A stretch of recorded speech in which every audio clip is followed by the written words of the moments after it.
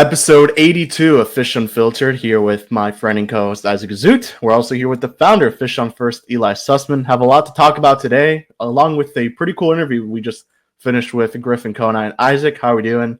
That's it. We're in the offseason. World Series is over. In a couple days, the Marlins could actually sign Pete Alonso if they want to. How are we doing? And excited to talk about internal front office promotions as well as some movement in the coaching staff. Hi, Kevin. It's always a somber feeling when Major League Baseball is no more for the year, but this year it hurts especially just given how incredible that World Series was, going all the way to 7 games between two really good teams in the Blue Jays and Dodgers. That whole American League portion of the postseason was incredible, and just having something to watch every single night was great. And unfortunately now there's just really nothing unless you like basketball or hockey. I guess football's on Sundays, but it's good to be here and talk a lot about some Marlins stuff. Let's get right into it. Marlins announced 3 front office promotions. First one is the biggest one, I think. Gabe Kapler becomes the general manager. First time the Marlins will have a general manager since 2023 when Kim Ng was obviously in that position. Frankie Pileri becomes the vice president, amateur forecasting and player evaluation initiatives. And Vinesh Kantan is now the director of baseball operations. So, Eli, I want to start with the middle one because I don't think I've ever even heard of that position before. So if you want to take us through what it is, if the Marlins have ever had someone in this position, and what exactly Pileri will now do. I think it's just a nicer title promotion, a nicer name to what he's already doing. What we know pretty definitively is it is the longest title of anybody in this organization. That's not an exaggeration. I looked at the list of all the different departments, and nobody has a formal title that's as long as Frankie does. But you can kind of bundle all 3 of these into the same bucket. These are all 3 hires during the initial Peter Bendix offseason. All of them came aboard 2 years ago at relatively high-level executive positions. And now, seemingly, Kapler is the one that both Kapler and Vinesh Kantan getting clear promotions. Kapler going from an assistant to the actual GM, and Kantan going from the director of baseball operations to the actual senior director. Pileri is the one that has biggest title change, but ultimately it still is based on amateur evaluation, and that is what running the MLB draft is still about. So as far as I'm concerned, I don't think very much changes for any of these guys individually, other than the fact that the reason why they get these title changes, potentially a pay raise to go along with it, but the title inflation itself is usually a step that's just more geared to retaining them and ensuring that they don't get hired away by other organizations that are offering them promotions. Without going too deep into it, to acquire front office talent from other organizations, you need permission usually to interview them, unless you're offering them a promotion. And if they're about as high as they can go already with their current organization, then that team can kind of block them from leaving elsewhere. And the fact that that Bendix was willing to go there with these guys is just a vote of confidence in the job that they're doing, and that they're going to be sticking around for at least their 3rd season in the organization and likely beyond that. So this is just a step towards more continuity in the front office for a team that just hasn't had a whole lot of continuity when it comes to these type of positions. Just a couple of years removed from the Kim Ng era, which was just a couple of years removed from the Michael Hill era. And so now in this case, it's just a step towards continuity from these guys, and a sign that at the highest levels of the organization, they're satisfied with the job that these executives have done so far in their various departments. Anything you want to add to that, Isaac? Obviously, Kapler being the biggest one. Yeah, well, based on everything we already knew, Kevin, and sources that we have, we knew how heavily involved he was already. So I think this is, like Eli said, just a vote of confidence for him, just giving him the nicer title and officially being the general manager. Like you mentioned, only the 6th general manager in franchise history. We've always had a ton of presidents of baseball operation. Originally, Dave Dombrowski, followed by Larry Beinfest from 2002 to 2007. Michael Hill, like you guys mentioned, till 2013. Dan Jennings, who would then go on to be the manager that season in 2015. And then Kim Ng, like Eli mentioned. So, yeah, I think you're going to see there's a lot of chefs in the kitchen right now with all 3 other assistant GMs, with Kapler, with Peter Bendix, and all the other guys that are getting promotions. It's going to be really interesting to see how they all fit going forward. But no, I don't think you're going to see even more involvement from Kapler than there was last year, for example. I think it's going to be pretty much the same thing from last season. All right, moving to the coaching staff. The only move we had seen at the moment, and I will not talk about this one more than I will already mention it. Chichi Gonzalez is no longer the bullpen coach. If you want to apply for that job, it is on Indeed, Teamworks. So if you've got catching experience, by all means, go do it. Now, the other move that happened was Derek Showman went to the Chicago White Sox to become their primary hitting coach. I actually think he replaces Marcus Timms as the hitting coach there. I know Timms was there for a bit, so he was with the Marlins in 21. But the Marlins did bring in 2 new assistant hitting coaches, which now leaves them with 3 guys on the hitting side this year, which is 1 more than last year. It is Chris Hess, who was with the Boston Red Sox. He was in Double-A with Portland with the Sea Dogs. In 2024, he had Roman Anthony, Marcelo Meyer, Kyle Teal all on that same roster. Obviously leading in almost every single category within I think it's the Eastern League. And then the following year, they were the worst in all those categories. Then the other guy they brought in is Corbin Day. He was with the Minnesota Twins. He was a hitting coach in the minor leagues. Then he got promoted to like an analytical type of position with the major league staff. So he was with the major league team in 2025. Isaac, just thoughts on it. Chris Hess is only 30 years old, so would make him the second youngest member of the staff. And Corbin Day, I mean, another guy who's pretty young too. So bringing in younger minds and adding a hitting coach, which I found interesting. I didn't even know they could do this, but yeah, they can.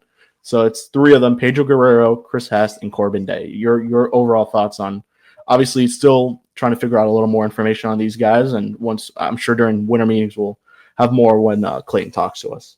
Yeah, I don't want to, argue with what worked really well last year with having a couple of hitting coaches. Having 3, I guess I don't see how that could be beneficial, just having more minds to talk to, more thoughts, more swing thoughts and everything going on. But hey, the main concern I guess I would have is just the youth part of this. Clayton McCullough, really, you saw the growth overall through the last season, but really that coaching staff is one of, if not the youngest coaching staff in all of Major League Baseball. I could have sworn that once the Marlins did hire Clayton McCullough, he would sort of prioritize, tenured coaches for his staff, whether it was on the hitting front, the bench coach. But no, it's been a lot of guys doing their position for the first time. And that continues with a couple of these hires. And it's going to be really fun to get to know them in Jupiter and spring training, just a couple months. Last thing I want to do before we head to our interview, Eli, give us an AFL update, because we broke the news that Carson Milbrandt is going to be a fall stars, or whatever you want to call it. He's an all-star for the fall league. Starlin Cobb was raking, and unfortunately, Fenwick Trimbles also. Unfortunately, the one that I gotta say it as it is sucks is PJ Orlando. He's been horrible. I think he has the worst OPS amongst qualified hitters in the AFL. Mm-hmm. Yeah, let me see if I can just pull up the stats table for people watching on YouTube if they're interested in that. And with all these guys, you just put into context as best you can, because these guys are at different stages of their minor league careers, relatively speaking. Kaba is the youngest guy. He's still 19 years old. And for him to be OPSing 900 as a great defensive shortstop, for him to be drawing as many walks as strikeouts, that, to me, all things considered, I think that is the most encouraging Marlin in action that we've seen so far. Their team as a whole, for what it's worth, the Mesa Solar Sox are red hot. They won like 6 games in a row. So they might have a chance to actually make some noise and win the title. So as much as we look at things like the AAA National Championship for Jacksonville as somewhat of an interesting accomplishment, I mean, it's not for nothing when you have guys that are actually contributing in a way that wins games. Yeah, on the pitching side, Milbrandt has been a strikeout machine overall, and I think that is one of the main reasons why he's being honored as a fall star here. And other than that, not a ton to note. Aiden May. Shout out Holt Jones. Holt Jones has been great. Carver's favorite. Yeah, he's been around this organization for a while. He's another guy that you'd expect quite a bit of just because he's already 26 years old, 25, 26. And then with Aiden May, I know the organization is still pretty high on him. Control is still kind of an issue here between the walks and the hit by pitches. So that's going to be continuing into 2026. That's going to be the main thing to watch with May in terms of trying to solidify himself as a rotation candidate of the future. He's got to be throwing more strikes. He's very hard to hit. That's super encouraging how hard it is to barrel up his stuff. But got to get ahead in more counts and be a little bit more efficient there. So I think that about covers it. And on Orlando, I just didn't think he was all that prepared for this level of competition as a guy that had only been for part of a season at the low A level. This was a step up in competition already, that even though the reps are important for players, I didn't think he was put into a position to succeed by going to the fall league right away. So with him this year as a whole, unfortunately, it's just going to be a really disappointing season, just relative to expectations that you usually place on a first round draft pick. What makes it a little bit more concerning is that Caba and Orlando pretty much have the same experience at the low A level. It's just as much of a jump for Caba. We know what Caba struggled with during his minor league season, which was swinging the bat. The fact that he's doing so well, I didn't think he was in an OPS 900 in the minor leagues, but this is closer to the player, the offensive profile that we were expecting to see in the minor leagues. And with Orlando, just to come here, like you mentioned, it's a very tough place to play for him, especially so young. To be slugging 111 in his 45 at bats, plate appearances, I should say, without a single extra base hit, it's a little bit concerning. We all have our concerns based on what he's doing in the Florida State League, but it's a big red flag that he's performing this way this year. Yeah, you got to assume Caba is going to be someone who will probably begin at high A in 2026, and it's exciting. It's exciting because you look at last year and just like almost no extra base hits. It was a singles machine. He was stealing a lot of bases. It was just you're just missing a little bit of it. But man, he's doing good. He only has 4 extra base hits, so it's a smaller sample size. But yeah. Shout out to Jared Serna. He's OPSing over 1,000. Again, Eli did note that this is like a Coors Field in Mexico. So that was a grain of salt. His team as a whole, the team's collective batting average this season is like 330. The whole team. So yes, he's playing better than most of the guys on his team, but not by a huge margin, just because it is a very, very hitter friendly. Max Acosta too, having a nice little run. Where is he, in Venezuela? And he's Acosta's in Venezuela, and it's not as hitter friendly. This doesn't even include his latest home run that happened on Tuesday night. So Acosta's doing well, and I think Acosta's time is winding down, if I remember correctly. It's like just the first half, similar to what Griff told us. Yeah. So, overall, with both of those guys continuing to do nothing but improve, give themselves reason to be confident heading into 2026. We quickly touched on it in the podcast with Griff, so I won't mention it much on here either. But Javier Sanoja, Gold Glove, shout out to him, winning the utility Gold Glove. Isaac, we had heard maybe someone was going to win it, but didn't think it'd be Sanoja. I thought maybe X. He had a really good year at second base, but the fact that the Marlins did have 3 Gold Glove nominees compared to years prior, it's pretty cool to see. First to win it since Marcelo Ozuna in 2017, and first to win the utility Gold Glove, which is cool. It's obviously a more recent Gold Glove nomination that they added, but good to see that Sanoja won it. He had a really good year defensively. Still has a lot of work to do offensively, but as a little plug-and-play guy, really worked out. And you noted it, the Venezuelan Shohei, he made a lot of pitching appearances too. Yeah, Clayton McCullough's Swiss Army knife, the first Marlin to ever win the newish utility Gold Glove award, beating out World Series hero Miguel Rojas for that award, which is pretty cool. When you look at the 3 candidates that the Marlins had for this award, which was in left field, Kyle Stowers, second base, Xavier Edwards, utility, Javier Sanoja. You probably don't think any of them win it, but I guess if I had to choose one, I do believe Sanoja had the best argument, just because of the 7 positions he played, including pitcher, where he was both in the infield and the outfield, playing a lot of center field, playing a lot of meaningful innings and high leverage innings all over the place. So I think that's what this award was meant for. Someone like Sanoja, exactly so. John Birdie comes to mind, someone that could have won it as a Marlin as well. We had his Zoom conference a couple of days ago, or was it yesterday? And he's very excited about it. He'll be flying to New York on November 7th to receive the award. And he's hoping to get a second one to give to his dad, whose birthday happens to be on November 7th as well, which is kind of a funny coincidence. And he mentioned to us that his favorite position of playing on the field is the outfield. A lot of people that I play with playing baseball, no one likes the outfield. They always like playing the infield, being on the dirt, playing shortstop, third base.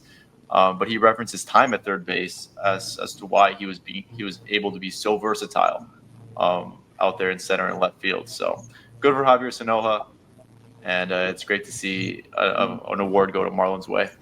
All right. We're going to go over to our interview with Griffin Conine. He was awesome. Gave us just over 30 minutes. He was really good and spoke about time in the DR, World Series, the injury coming back, a lot of stuff, a lot of cool stuff. And all right, we'll take you there right now. Don't spoil it.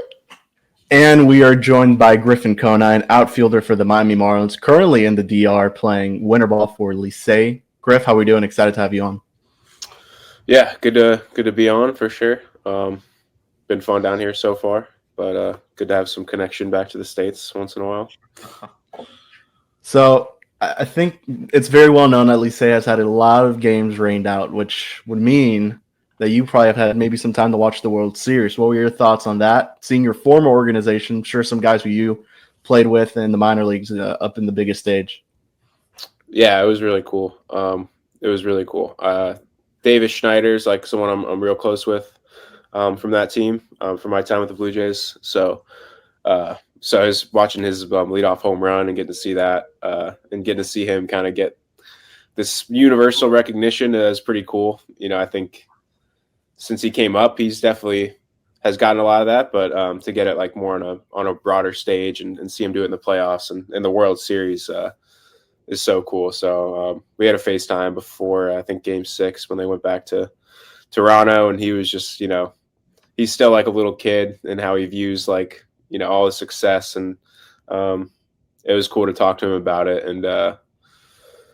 and so cool to see what that team accomplished. I remember I said when we played them, whenever it was kind of late in the season, and we had some good games against them and just high level baseball. And I told like multiple people, it wasn't the hottest take because I mean they had like the best record in the MLB, but I was like they will be in the World Series, but just not even because of how good their team was, but just like their whole dugout was hanging on every single pitch. Like every Bo Bichette had like a 14 pitch at bat. Like they were making noise after every single pitch. Like things like that are the separators for like a team that's that close, you know, and in talking to Davis, like how close their team was, the team chemistry, like, and they had the players they did. So like it sucked to not see them finish the job. You know, they got as close as you could possibly get, but I don't doubt that they'll be right back in the postseason next year. I'm curious, for someone that's just been in baseball practically his entire life, where does this postseason rank for you as a fan? Like, I know 2016 was comparable in a sense. 2025 was a great. 2019 also went to 7 games. Just where does this postseason rank as a fan for you? Yeah, we were trying to talk about like all time. It's got to be like top 5 for me. It's definitely like top 2. Top 3, I think you mentioned 2016. I remember how awesome that one was. That was right. Like, you know, I was high school going into college. But yeah, I think for me, just because like knowing guys in the Blue Jays, feeling some kind of connection there, because, you know, that was who drafted me, and a lot of the coaches are still there that I came up with, a lot of the players. So it's really cool to watch them do their thing. But I think just like the 18-inning game, you know, the Game 7, like you get a Game 7, period. It's special. But then you get one that's tied in the 9th inning. You go to extra innings. Like that's what anyone dreams of as a fan, as a player. So it's got to be like top 3, I would say. It was great for baseball. Yeah, I have to agree. And on the Marlins side of things, there was a little bit of news before you came on with us today. Gabe Kapler has been promoted to the team's general manager position. And I'm sure you're very limited interactions with him over the last couple of seasons. What have you thought of him? What have you noticed? And how often does he talk to you guys and the rest of the players? Yeah, he's pretty involved. I mean, we see him in the clubhouse like all the time. You know, he's not necessarily like always chatting up guys, but he's always around. We've had some conversations. I feel like most people knew that this was the path. You know, it seemed like he was kind of getting ready to move on to this position. Yeah, he's a very like thoughtful guy. When you have conversations with him, you know that like a good baseball mind for sure. He's been in the game. He's been a player and an accomplished player at that. So yeah, I don't think anyone was surprised by it. And I think it's, you know, a great move for us. And moving forward, I'm excited to see, you know, what he does with the role. Yeah, and then on top of that, you guys unfortunately lose Derek Showman, who heads over to the White Sox. What are they getting in someone like Showman, who was the assistant hitting coach for a year here in Miami, but still a lot of progress was made within that 1 year. As you know, I think you guys were like third in hits and a lot of extra base hits. You guys were, I think, top 5 in that too. So just talk about him. What the White Sox are getting in him. Yeah, that's a tough blow. I think just from what he brings with his personality and obviously like his knowledge on hitting but he's a fun guy to have in the clubhouse. And they're getting a great one. I'm really happy for him. Like getting a head job is no joke, and I believe like he is either from or has family in Chicago as well. So it seemed like just a great fit for him. But yeah, I reached out right away and said, you're going to be missed. It sucks for us, but it's really good for you. So I'm sure he's really happy to be there, and they're lucky to have him. So you're currently in the DR. You're playing for Licey. What's that life like right now for you? Being international.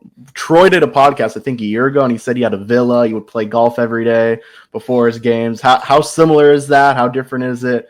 Obviously, he was with a different team somewhere else. So what's that been like for you, making the move over to DR, where the atmosphere is crazy over there too for some games? Yeah, it's definitely different. He's with the Toros. They do not like have the resort anymore, which played a factor in my decision making because he was like trying to get me to go to his team, and I was like, we're like resort sounds pretty good, but they for whatever reason they do not stay there anymore starting this year. So that kind of put a wrench in the plans. And our trainer Jose with the Marlins, Jose Alvarez, he is with Licey, so he kind of got me thinking about playing here, and we stay at the Embassy Suites in Santo Domingo. Pretty nice, like a nice hotel. So I'm not getting like too outside the confines of the hotel often. There's like a market I walk to pick up like food. The avocados here are like volleyballs. So that's a pretty cool part of it, and really good. I missed them at the grocery store the first day. Like I thought they're very green too. Like in US, like ripe avocados, pretty dark. Yeah. So like these bright green, like giant things that I walked right by and asked like a gringo. I asked this guy, "Where are the avocados?" And he just like points to me like they're right there. You just walk by them, and I was like, "Oh my god, these are huge." But yeah, I mean, day-to-day life is there's good food here. I'm Uber Eats a lot. Okay, they have Uber Eats there. They have Uber Eats, and like all the Uber Eats drivers are on motorcycles. Right. Efficient. Which is efficient because they operate on their own set of traffic laws, and they do not really adhere to anything. So they create their own lane. Like traffic can get really bad here, but not for them because they go right in between the two lanes. Right. So that's nice. Like we never have to get delays with the orders. Had no issues there. So like that part of it's been good. But yeah, I mean, the life as far as outside the field is they take care of us. It's definitely been good. It's good to have Jose here, just knowing what like my rehab was like, and he knows where I'm at and everything, and haven't really had to do too much maintenance there, but just good to have him here and have someone that's got my back and knows me from the Marlins. I'm sure your dad's very busy and the rest of your family, but have any of them come and visit or try and watch you play in this league? No one's come. They've they watch the streams. They stream on like YouTube, which is pretty cool. I believe it's on the MLB app as well. Yeah. So yeah, they've been watching, but they were dealing with. We just had my sister's wedding a week ago. It was like a week and a half ago. Thank you. So I went back to the States for that, and ended up staying like a week because of all the rain here. So like I left on a Wednesday. Didn't come back till the next Tuesday, and I missed one game. And like games were scheduled every day, so it was very good timing. We had the hurricane that was kind of getting a lot of rain from that, and luckily like didn't come through here at all directly. Just got a ton of rain from that, so didn't miss any games really, which was nice. And then got to go be home for that. But yeah, that was last night. Apparently, he thought he got it and was like doing the like the celebration of the dugout and everything, and the bat flip. So the Licey is a graveyard. It's tough to get it out of there. Like I already decided, like if I put one in the air hard, like I'm not pimping it because I don't want this to happen to me. So because it's a big field, man. So yeah, that one wasn't even a homer if I didn't catch it. So that was a cool one. Right. All right. What are those atmospheres there? How does that compare to the Major League Baseball? I mean, obviously, like Game 7 of the World Series will definitely be maybe a lot better than that. But I've heard it's crazy, and with the WBC coming down here in a couple months, it's going to be pretty similar. Yeah, I cannot like the WBC when that's here or when they get all those players. You know, I heard like Soto could be coming down and Julio Rodriguez, and that's going to be nuts because even now it's like the fans are like so invested, you know, in every pitch. There's a band playing like right behind the dugout, and like it's during the at bat. Like it's not like they play in between pitches. Like they're like blaring horns and trumpets like in the middle of your at bat. So like that part of it, I think, from my point of view, is cool because it's like a challenge, like to lock in and focus and like turn all the noise off. And like it's the same as like a big situation, you know, back home where like the crowd noise gets crazy, you know, maybe there's 2 strikes and everyone's on their feet, and you got to be good at tuning that out. And this is just like multiplying that by 10. And like now there's a full on band playing, like a marching band, it sounds like. So you gotta find ways to just lock in. And that part of it's been cool and like rewarding when you can see like success in those situations. Right. Well, let me ask you, Griff, you've been in this organization with the Marlins for a little bit close to half a decade now, and I'm curious, you've overlapped with both the Derek Jeter era as well as the post-Jeter era. I'm curious if you can identify any differences, and whether it's player development or just minor league operations. Just what have you seen in the difference between those two regimes? Yeah, there's definitely stark differences. I tell people this a lot that are asking me when I came over.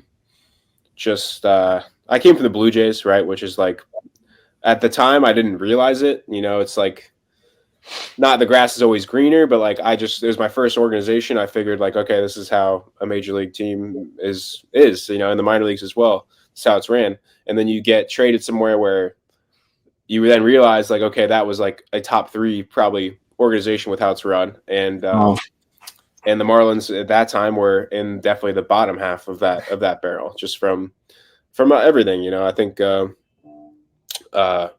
from the coaching, and that's not to say there wasn't good coaches, but I think like top to bottom, and there's a reason why like there's been so much turnover, and I think where we're at with a coaching staff all the way up the ladder is light years ahead of where we were back then.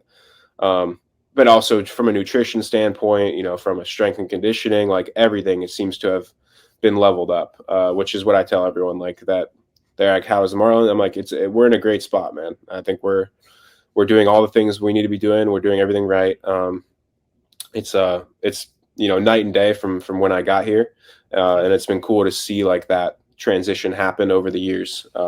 And cool to see like how it reflects, you know, on year to year with the major league team. You know, it's no shock that we're now getting guys up that have gone through the system, that have been developed and can help the big league team. And I expect to see a lot more of that in the years to come. All right. It's cool to get your perspective on it, just because you're one of the few guys who has been in the organization and the minor league part of it for both regimes. And it's cool to get your POV on that.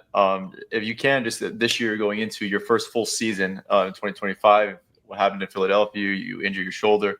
Just take us through that moment to play and just your reaction when you found out, well, allegedly, that it was close to season ending. Yeah, that picture sucks. But I mean, it's fine now. You know, it was I mean, as far as the play goes, it was a double. Or you know, when I hit it, I thought a sure double, and Rojas makes a good play, cuts it off in the gap, and I think I was kind of surprised on how quickly he got it in, and clear, like, you know, you watch the replay, like, yes, I would have been safe without sliding. You know, I've considered that and thought of that, but also like I can't allow myself to think like that. Like I'm always going to play hard, and you know, I'm not going to assume anything. So I've done that slide thousands of times and nothing happened. So I think just the manner of it kind of being a late slide, hit the ground hard. And yeah, I mean, I asked the doctor too. I was like, how does this happen? And he was kind of like, I don't know if he said a freak thing, but he said like it was, it's one of those things where you can't really predict this. There's no like reason why. There was no like red flags or anything as far as like my strength. I take pretty good care of myself. So I think it was just it was kind of just a weird thing where, and there was like in summer ball, and this is years ago. This is when I was in college, but I dove for a ball and my shoulder did kind of like sublux a bit where like it popped out, but like went right back in. It was sore for a couple days and never really thought about it again. But like that was something they brought up. Like they asked, like, has this ever happened before? And then I was like, well, like sort like it did very slightly like years ago. And it's just one of those weird things where like you forget about it and then a play like that happens where, it happens again. So that was tough to deal with. I think in my head, I thought that it would be a few months. I thought for sure I'd get like the last month of the season in, and this is having no background on medical anything, and just like, okay, like I dislocated it, we could put it back in and rehab and I'll be fine. And so yeah, it was pretty emotional when they told me that, the season was over, and they made it seem like that was the sure thing and 6-month recovery. And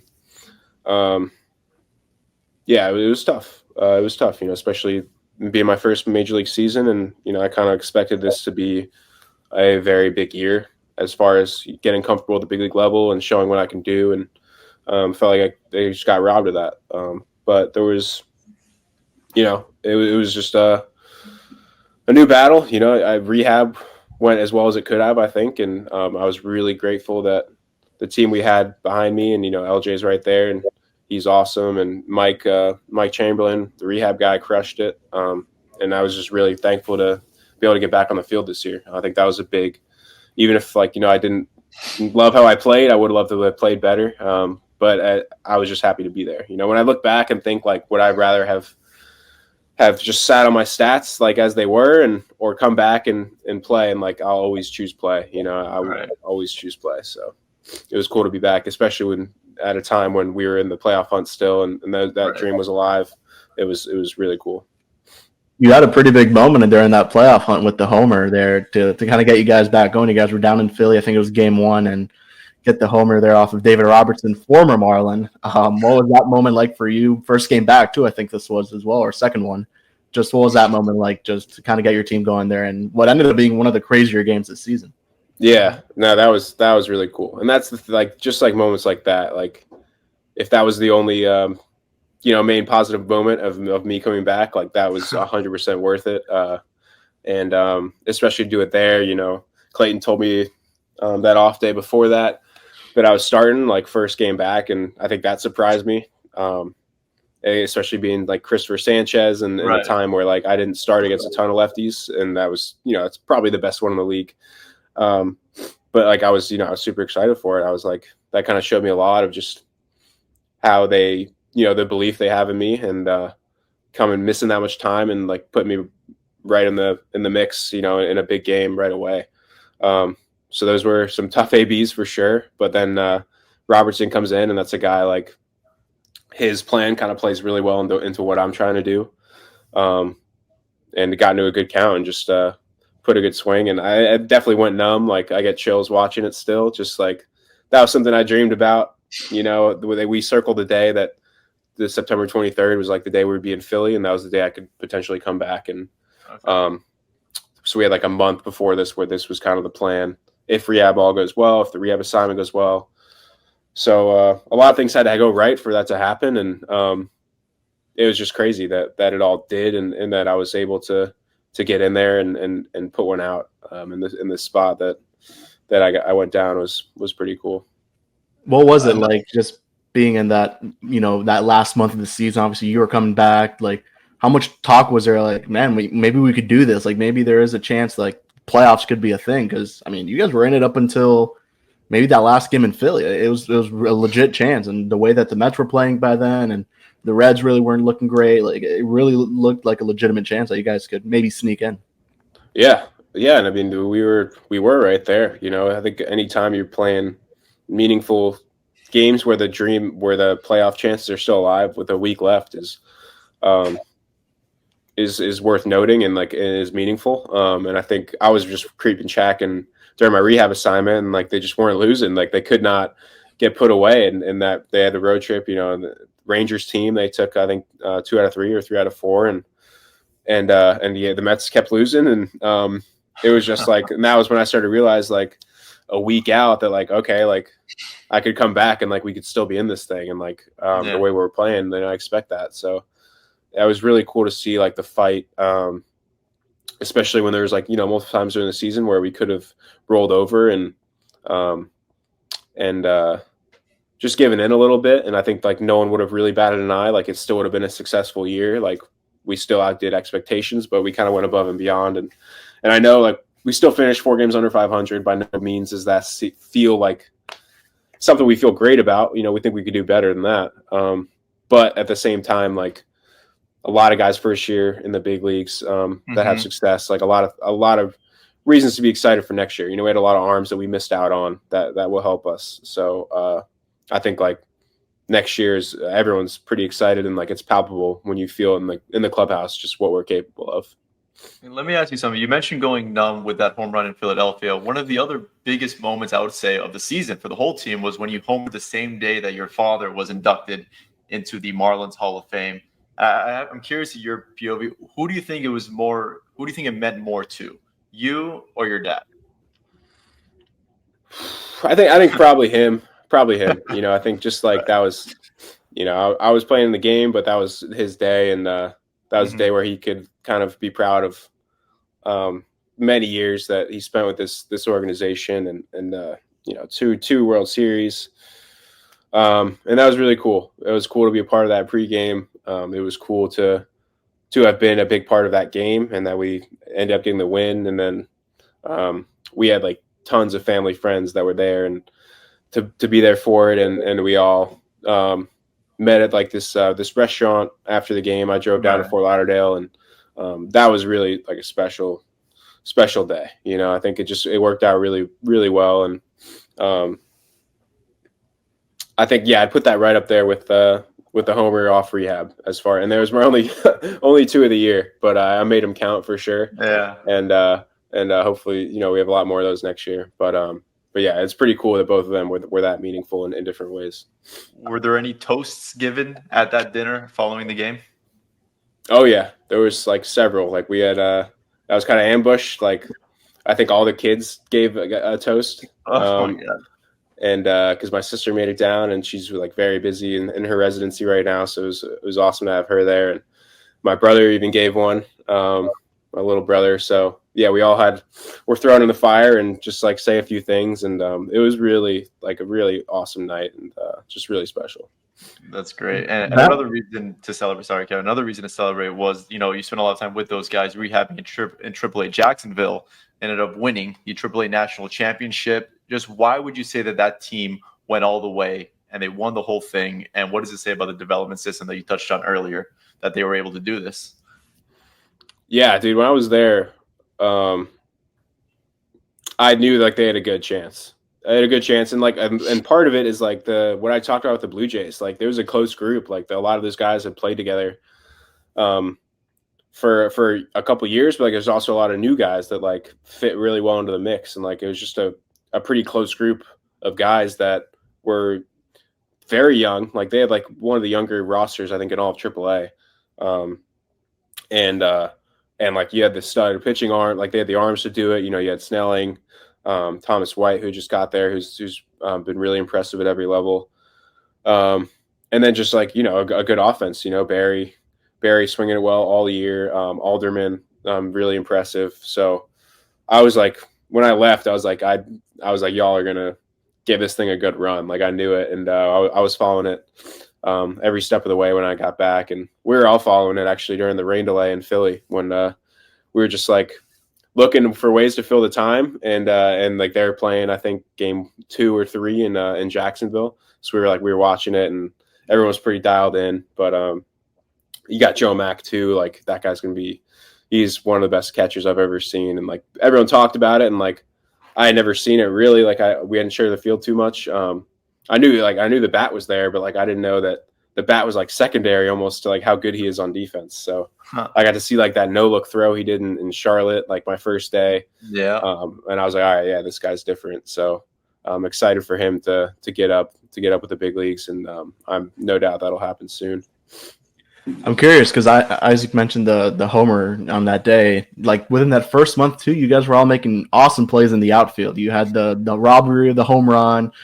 Derek Hill made an awesome catch, I think, at the game in New York. So did Dane Myers. Like, talk about that. Like, how much pride you guys put into the defense, which in years past had been certainly a struggle for the team. But, like, for you specifically, it really wasn't something a lot of people talked about. You coming up through the system was always the power, the hit tool. But now we talk about the defense for Griffin Conine. Like, how much pride do you put into that?